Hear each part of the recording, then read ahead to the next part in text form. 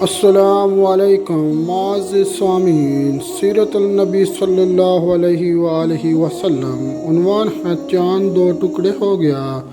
حضرت حباب رضی اللہ عنہ فرماتے ہیں کہ ایک روز میں حضور نبی کریم صلی اللہ علیہ وسلم کی خدمت میں گیا اور یہ وہ زمانہ تھا جب ہم پر خوب ظلم کیا جاتا تھا۔ میں نے آپ صلی اللہ علیہ وسلم سے عرض کیا، اے اللہ کے رسول، کیا آپ ہمارے لیے دعا نہیں فرماتے؟ میرے الفاظ سنتے ہی آپ سیدھے ہو کر بیٹھ گئے۔ آپ کا چہرہ مبارک سرخ ہو گیا۔ آپ نے فرمایا، تم سے پہلی امت کے لوگوں کو اپنے دین کے لیے کہیں زیادہ عذاب برداشت کرنے پڑے۔ ان کے جسموں پر لوہے کی کنگیاں کی جاتی تھی جس سے ان کی کھال اور ہڈیاں الگ ہو جاتی تھی، مگر یہ تکلیف بھی انہیں ان کے دین سے نہ ہٹا سکی۔ ان کے سروں پر آرے چلا کر ان کے جسم دو کر دیے گئے، مگر وہ اپنا دین چھوڑنے پر تیار پھر بھی نہ ہوئے۔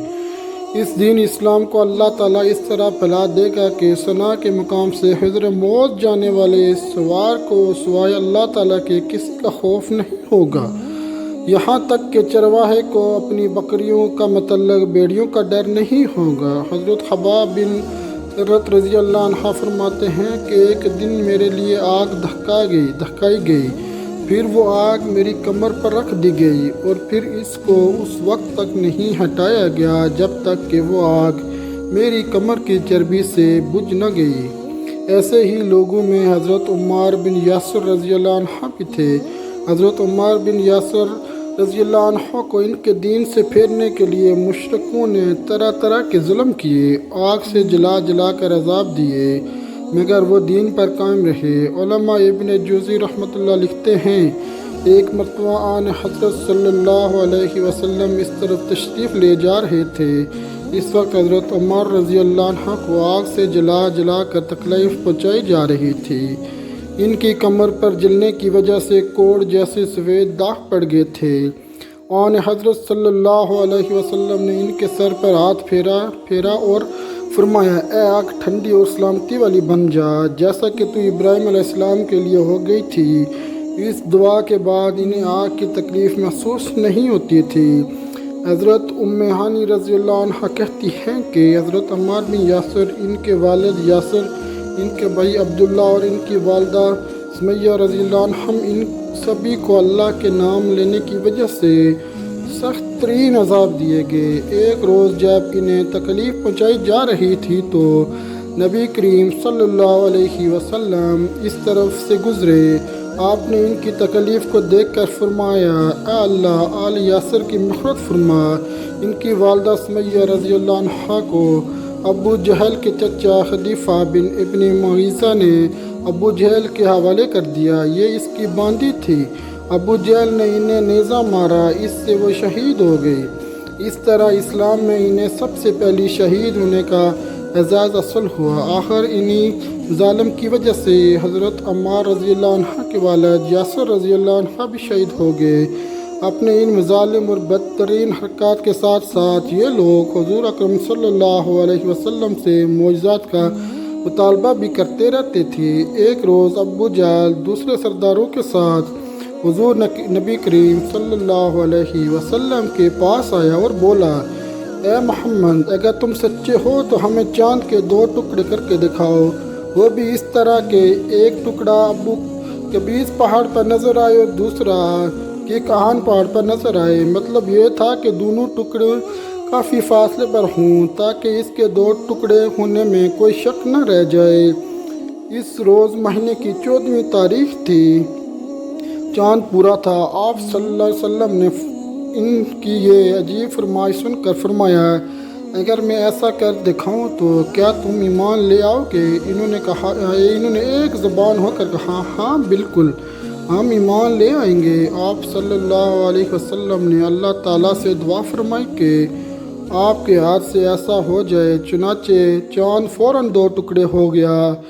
اس کا ایک حصہ ابو قبیس کے پہاڑ کے اوپر نظر آیا، دوسرا کئی کان پہاڑ پر۔ اس وقت نبی کریم صلی اللہ علیہ وسلم نے ارشاد فرمایا، لو اب گواہی دو، ان کے دلوں پر تو کفل پڑ گئے، کہنے لگے محمد نے ہم لوگوں کی آنکھوں پر جادو کر دیا۔ کچھ نے کہا محمد نے چاند پر جادو کر دیا، مگر ان کے جادو کا اثر ساری دنیا کے لوگوں پر نہیں ہو سکتا۔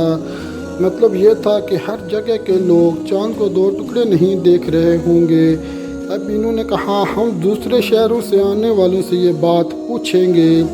چنانچہ جب مکہ میں دوسرے شہروں کے لوگ داخل ہوئے تو انہوں نے چاند کے بارے میں ان سے پوچھا۔ آنے والے سب لوگوں نے یہی کہا، ہاں ہم نے بھی چاند کو 2 ٹکڑے ہوتے دیکھا ہے۔ یہ سنتے ہی مشرک بول اٹھے، بس پھر تو یہ عام جادو ہے، اس کا اثر سب پر ہوا ہے۔ کچھ نے کہا یہ ایک ایسا جادو ہے جس سے جادوگر بھی متاثر ہوئے ہیں، یعنی جادوگروں کو بھی چاند 2 ٹکڑے نظر آیا ہے۔ اس طرح اللہ تعالیٰ نے سورہ قمر کی آیت نازل فرمائی۔ ترجمہ: قیامت نزدیک آ پہنچی اور چاند شک ہو گیا، اور یہ لوگ کوئی معجزہ دیکھتے ہیں تو ٹال دیتے ہیں اور کہتے ہیں یہ جادو ہے جو ابھی ختم ہو جائے گا۔ مختلف قوموں کی تاریخ سے یہ بات ثابت ہوتی ہے کہ چاند کے 2 ٹکڑے ہونا صرف مکہ میں نظر نہیں آیا تھا، بلکہ دوسرے ملکوں میں بھی اس کا مشاہدہ کیا گیا تھا۔ اس طرح ایک دن مشرکین نے کہا اگر آپ واقعی نبی ہیں تو ان پہاڑوں کو ہٹا دیجئے جن کی وجہ سے ہمارا شہر تنگ ہو رہا ہے، تاکہ ہماری آبادیوں وہاں پھیل کر بس جائیں، اور اپنے رب سے کہہ کر ایسی نہریں جاری کرا دیں جیسے شام اور عراق میں ہیں، اور ہمارے باپ داداؤں کو دربار دوبارہ زندہ کرا کے دکھائیں۔ ان دوبارہ زندہ ہونے والوں میں قصہ بن کلاب ضرور ہوں، اس لیے کہ وہ نہایت دانا اور عقل مند بزرگ تھے۔ ہم اس سے پوچھیں گے آپ جو کچھ کہتے ہیں سچ ہے یا جھوٹ؟